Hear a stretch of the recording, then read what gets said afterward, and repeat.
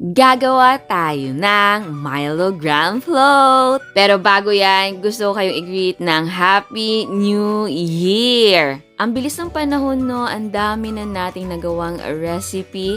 Pero ngayong taon na to, syempre, continue pa rin tayo sa paggawa ng mga recipe na pwede mong iserve sa pamilya at pwede mong pagkakitaan. Kaya etong gagawin natin ngayon ay perfect na pang negosyo. Lalo na malapit na ang summer. Alam nyo ba yung Milo ice cream? Para din siyang ganito. Ito lang ay nasa forma na gram float. Pero yung lasa, rich chocolate malt. Okay, so meron tayong Delis na kondensada. And ito po ay inilagay ko sa freezer overnight. Yeah, pwede naman kasing ilagay yung kondensada sa freezer kahit matagal. Tapos maglagay tayo ng all-purpose creamer. Angel ang gamit ko. Pwede kahit anong brand, pero alam niyo na yung Angel, mura. And masarap naman siya. Tapos maganda pa sa negosyo kasi nga mura. Yan. Ito po ay chilled overnight. And eto yung Milo natin, gagamit tayo ng 1 cup nito. Naalala nyo ba before, nag-trending din ang Milo ice cream? Eto din ay pareho din. Eto lang ay my graham crackers. I-mix natin ito for 6 minutes full speed. And eto na po siya. Ayan. So ngayon ay mag-assemble na tayo. Okay, so eto pa din ang gagamitin natin ng mga containers. Eto naman ay optional, maglalagay ako ng chocolate syrup. Meron kasi ako nito kaya lagyan na natin para maganda yung container. So lagyan lang natin ng konti ang gilid. Gamit ka ng pastry bag para madali. Again, eto ay optional. Maganda lang talaga tignan yung container sa labas para hindi magmukhang plain or boring yung ating dessert. And the next ay magpahid lang tayo ng konting Milo cream mixture sa bottom ng ating mga container.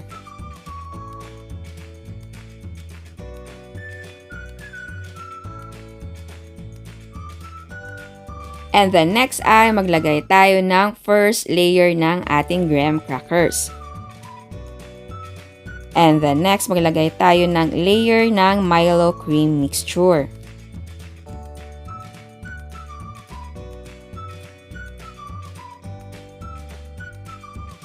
Ayan, tapos spread natin evenly.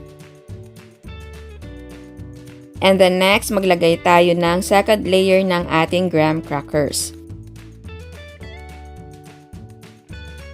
And then, maglagay tayo ng last layer ng ating Milo cream mixture.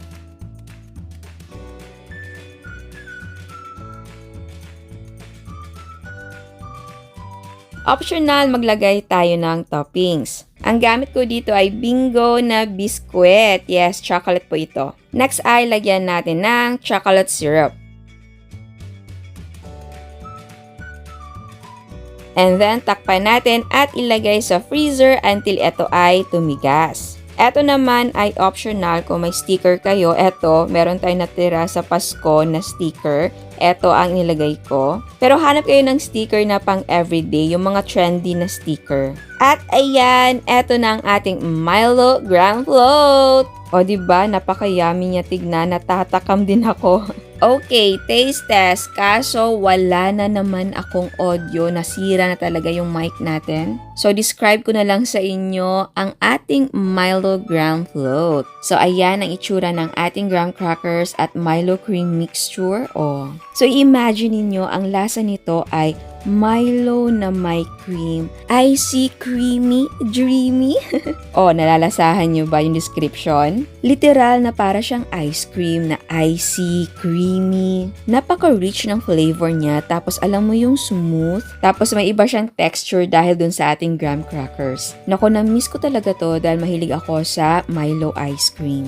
So yes, perfect ito dahil malapit na ang Valentine's Day at summer. Nako, alam nyo naman ang summer mainit kaya masarap kumain ng mga ganitong dessert. And yes, perfect na pang negosyo sa summer. Kaya bumili na kayo ng mga sangkap para makagawa na. So ayan, sana nagustuhan nyo ang recipe natin ngayon. Ciao! At sa mga hindi pa nakasubscribe, please subscribe sa ating YouTube channel and please click the notification bell and please click all para ma-notify kayo sa lahat ng uploads. And please don't forget to like our Facebook page and follow us on Instagram. Thank you!